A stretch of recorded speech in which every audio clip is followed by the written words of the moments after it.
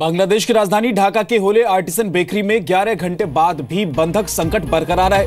Bangladesh police ने बंधकों को छुड़ाने के लिए हमलावरों के खिलाफ ऑपरेशन लॉन्च कर दिया है। होले आर्टिसन बेकरी रेस्टोरेंट से गोलियों और धमाके की आवाज आ रही है। न्यूज एजेंसी ANI के मुताबिक करीब 7:15 बजे हुई कमांडो कार्रवाई में 7 लोगों को आजाद भी करा लिया गया है। इसमें एक विदेशी नागरिक भी शामिल है। कल रात बांग्लादेश के समय के मुताबिक रात 9:20 पर 9 बंदूकधारी ढाका के गुलशन डिप्लोमेटिक जोन में मौजूद इस बेकरी में घुस गए थे और उन्होंने करीब 20 लोगों को बंधक बना लिया। इनमें से 17 विदेशी नागरिक शामिल हैं। लोकल मीडिया रिपोर्ट्स के मुताबिक बंधकों में एक भारतीय लड़की भी शामिल है, जिसे छुड़ाने के लिए उसके पिता लगातार कोशिश भी कर रहे हैं। एक ड्राइवर के मुताबिक बंधकों में 5 जापानीज भी हैं। बांग्लादेश में इटली के राजदूत मारियो पाल्मेर ने दावा किया है कि इटली के 7 लोग बंधकों में शामिल हैं। भारतीय हाई कमीशन हालात पर नजर बनाए हुए है। विदेश मंत्रालय के मुताबिक सभी भारतीय अधिकारी सुरक्षित हैं। ढाका में इस हमले के बाद दुनिया भर के देश हाई अलर्ट पर हैं। कोलकाता में बांग्लादेश के डिप्टी कमीशन में सुरक्षा बढ़ा दी गई है। अमेरिकी राष्ट्रपति बराक ओबामा की नजर भी ढाका में बांग्लादेश के बंधक संकट पर है। व्हाइट हाउस के मुताबिक वो पल पल की जानकारी लगातार ले रहे हैं। हमारे साथ तारिक फतेह जुड़े हुए हैं, लेकिन उससे पहले अनिल कौल हमारे साथ जुड़ गए, रक्षा विशेषज्ञ। एक बार उनका रुख कर लेते हैं। अनिल कौल साहब, भारत के पड़ोस में IS का ये बड़ा हमला या बड़ा बंधक संकट, इसको कैसे देखते हैं? देखिए जहां साहब, ऐसा है कि मेरे नजरिए में जितने भी हमले हो रहे हैं, जहां भी हो रहे हैं, चाहे वो पाकिस्तान में हो, टर्की में हो, या यहाँ कश्मीर में हो, या अब ये ढाका में हो, ये कहना कि IS के बूते पे है और वो अपना इसके ऊपर बढ़ा चढ़ा के अपना जिम्मेवारी लेते हैं, मेरा इससे मानना बिल्कुल बरखिलाफ है। ये लोकल इंटर पॉलिटिकल राइवलरी की वजह से होते हैं और ये आपस में ही झगड़े करा करू के और अपने ये तमाशा बनाकर इसमें, मेरे हिसाब से तो वी शुड गो डाउन और ऑल दी कंट्रीज, और जहाँ पे हमको मालूम है स्लीपर सेल्स हैं और जहाँ जहाँ इनका है कोई भी प्रकोप, इनको खत्म कर देना चाहिए एकजुट करके। और कोई तरीका नहीं है, ये बकवास बंद करनी चाहिए। ये सब ये एक दूसरे पे ब्लेम छोड़ना है, बहुत ये तमाशा बना रखा है। तारिक फतेह साहब, आप सहमत हैं रिटायर्ड कर्नल अनिल कौल की बातों से? ये जो अनिल साहब ने कहा, ये तो पिछले 15 साल से कर रहे हैं ना, कि हर जगह जब प्रॉब्लम होता है तो उसको हम क्रश करते हैं। मेरा कहना यह है कि जब तक आप इस पौधे को जड़ से नहीं निकालेंगे, इस आइडियोलॉजी को, ये आपस में झगड़े नहीं है, 2 ग्रुप्स का क्लैश नहीं है, ये एक फंडामेंटल आइडियोलॉजिकल वॉर है, जिसके अंदर पढ़े लिखे नौजवान, पैसे वाले घर वाले, वो ये समझ रहे हैं कि हमारा ये वो है ऑब्लिगेशन है कि हम किसी तरह पूरी दुनिया में एक इस्लामिक एम्पायर इस्टेब्लिश करें। वो चाहे आप उसको माने ना माने, या 90% मुसलमान उनसे ना हो, फिर भी कोई 100-200 मिलियन लोग तो ऐसे हैं जो अपनी जान देने के लिए तैयार हैं। उस आइडियोलॉजिकल वॉर के अंदर हमने अभी तक कुछ नहीं किया पिछले 15 साल में। 9/11 के बाद आप कश्मीर में भी देख लीजिए, पंडितों को निकालने के बाद भी देख लीजिए, हर अप्रोच डिफेंसिव होती है कि कोई बुरा ना मान जाए।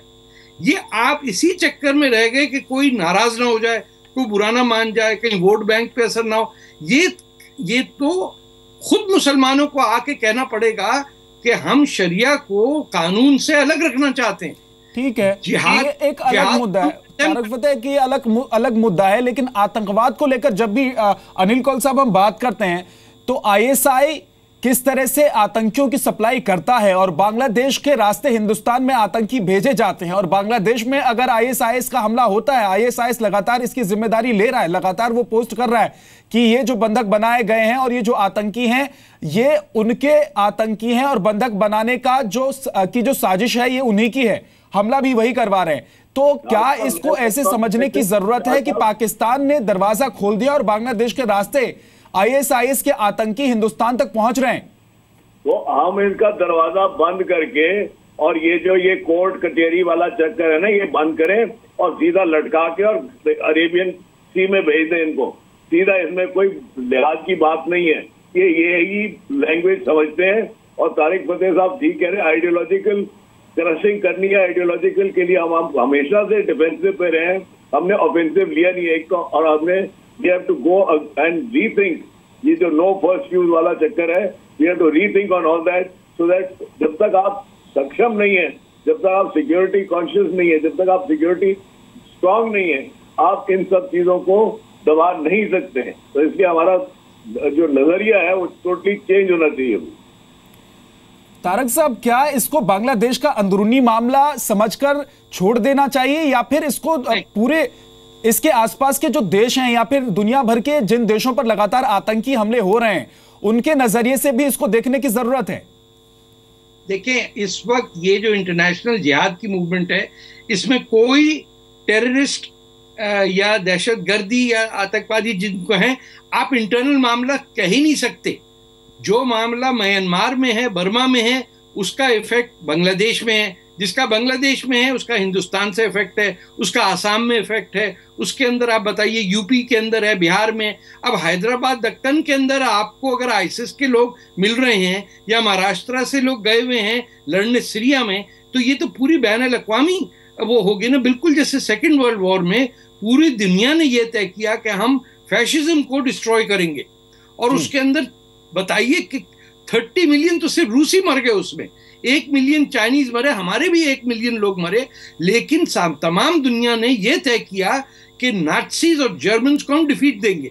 यहां 15 साल हो गए, अब तक बराक ओबामा यही नहीं कह पाते कि इस्लामिक टेररिज्म या जिहादी एक्सट्रीमिज्म वो पता नहीं किस किस्म की लीडरशिप है अमेरिका में, किससे इनको डर है, या ये सऊदी अरेबिया के पैसे इतने मिलते हैं उनकी इकोनॉमी को कि उसकी वजह से खामोश है, क्योंकि हम सब तबाह हो जाएंगे। इसी वो लखनवी अंदाज में पहले आप करते करते सच नहीं निकल रहा हमारे मुंह से। ये हमारे लोग अनिल कौल साहब, क्या जो एक स्टैंड अमेरिका की तरफ से लिया जाना चाहिए था, एक सख्ती दिखाई जानी चाहिए थी, जो कह रहे हैं तारक साहब, वो अभी तक देखने को नहीं मिली है, और उसका भी एक परिणाम ये है पाकिस्तान को अभी भी अमेरिका की तरफ से फंड हो रहा है लगातार।